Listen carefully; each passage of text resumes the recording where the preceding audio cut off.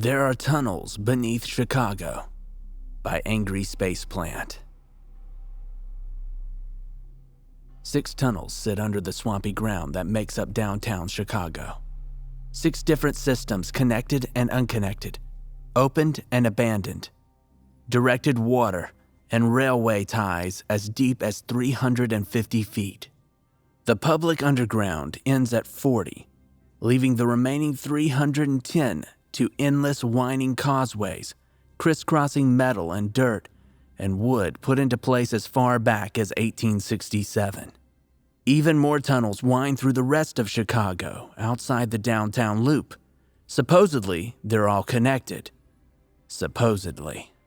I have a friend who works for the Chicago Transit Authority, whose job is to climb down into the maintenance tunnels and along the tracks to make repairs and find leaks. At the time of this writing, she's been missing for a week and 4 days. She disappeared sometime after starting her shift while repairing a malfunction of some kind in the Red Line tunnels. I don't know the details. The only thing of hers that the authorities have found is a digital recorder that she used to take notes. Most about the strange things she encounters in the tunnels, disguised as a maintenance log. I was the one that suggested that she start using it after a particularly off-putting run-in with a homeless man. I was able to listen to the audio on Araceli's mother's laptop. I don't know if I was supposed to, but her mom let me, 2 other friends, and Araceli's brother listen in case we could make any sense of it. I don't know how she obtained it, but whether the police gave her a copy or she copped it, I'm not about to question it. Araceli uploaded old recordings to her computer every few days, and the little bit left on the recorder was from the day that she disappeared. Each paragraph marks the start of a new bit, jumping ahead with a few new thoughts and events. I don't know how to make sense of the whole thing. Maybe you will. I'll try to describe the audio from Araceli's recording. It clicks onto her voice, boisterous and reverberating in whatever tunnel is around her. What better way to spend New Year's Day than in a nasty rail tunnel? Am I right? Gotta love my job. Marcia has me under Monroe, checking out some electrical that she thinks was tampered with. I guess it was seen by a conductor when he passed by. It's like gnarled metal or something. The lights are out over there. The power's been weird. 1 or 2 trains halted in front of the area with no known cause. It's probably rats, again.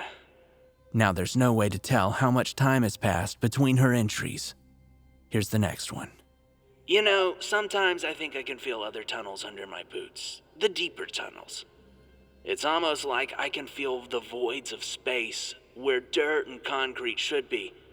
Like I can feel the vibrations. Like a train, but it isn't a train. It's deeper somehow. And the next recording.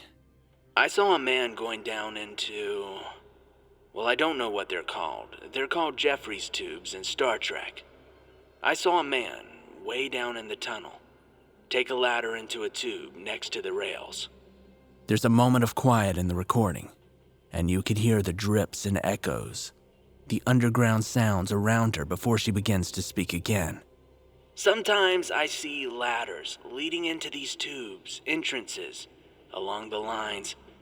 I don't know what they're about. He wasn't wearing a reflective vest. I didn't think there was anything below us that belongs to the CTA. I don't know where they go. Now, 60 miles of low-ceilinged, narrow freight tunnels sit directly below the red and blue lines, long-sealed and partially flooded. They connect sub-basements and skyscrapers throughout the city. Picture 60 miles of darkness, a tight, wet labyrinth, never-ending, impossible, and lifeless. The next recording begins. I've always wanted to go into the freight tunnels, like break in. I didn't even know they existed until I started working here. Parts of them flooded the year before I was born, when the city drove a bridge piling into the wall of a coal tunnel they didn't even know went right under the river. It flooded the pedway and a bunch of basements in the loop. Beneath the freight tunnels are cable car tunnels, relics of a century-old form of public transit predating the CTA. Like an ancient train tunnel, dim lights ran along concrete and wood, moving cars of people 80 feet under the ground, under the Chicago River. The cable car tunnels would be cooler. Imagine being in a wooden car in the 1800s, on creaking wooden rails, 80 feet of dirt on top of you, and 20 feet of river above that. Araceli goes quiet again, and I imagine the adrenaline that must have flooded their veins like water in the tunnels. Nothing but ancient, dim lanterns to light the way. Water drips in the audio, and her bootsteps clank and echo. One after the other, one after the other. She starts back. I've heard the story of a phantom train that shows up at some of the stations at night, at like 2 or 3 in the morning. Ancient-looking things from other decades, disappearing people into the tunnels. This wiring is completely... Now I know what the conductor was talking about. This is gonna take more than me to fix.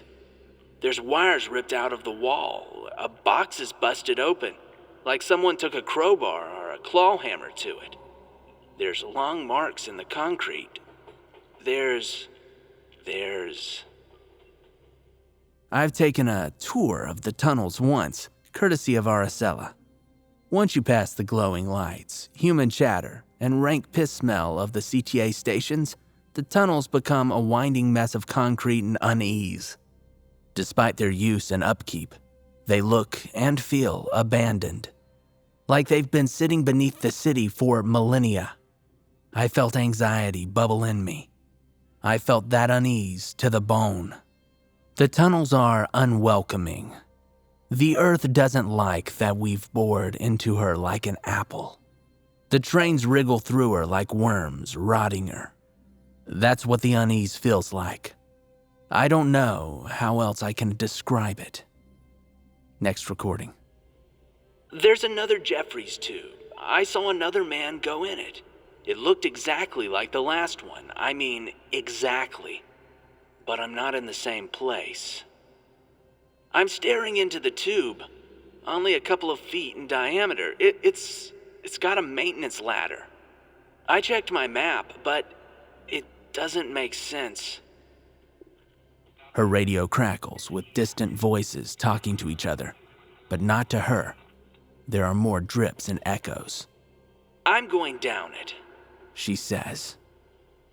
Okay, in the next recording, the recorder clicks on and there isn't anything but the sound of heavy breathing for a few seconds. I've been descending this tunnel for a while. 10 minutes maybe.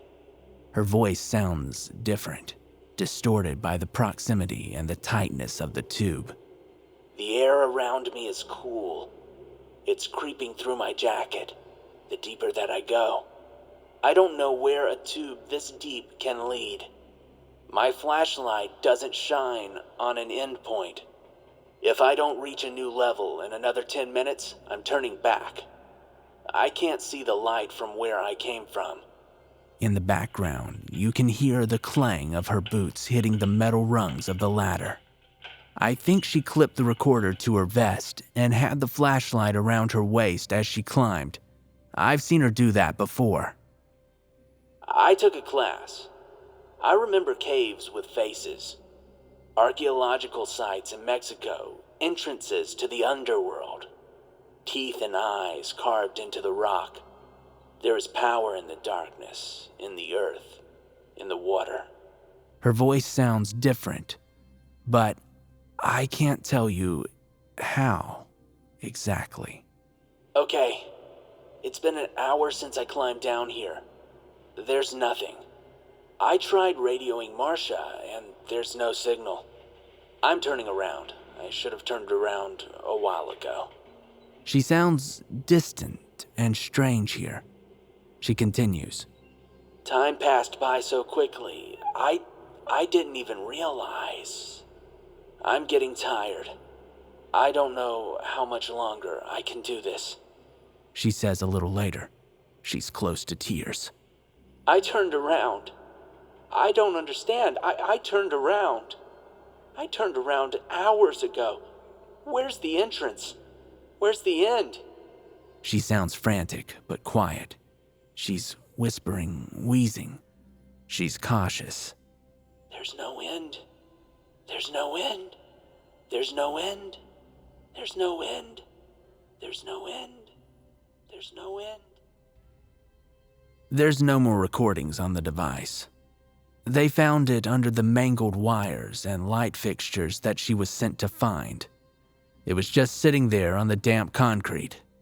Marcia took me and our friends to the side, out of earshot of Arciela's mother, to tell us that there are no Jeffrey tubes in that tunnel. Not where she described, or how she described them. And the search crew didn't find any either. I know the stories of the disappearing trains. I know the stories of whole communities of people hiding in the tunnels, unfound. But I don't know this. I want my friend back, and I want her to be okay. But when I think about the tunnels, something ancient in me tells me that she's not.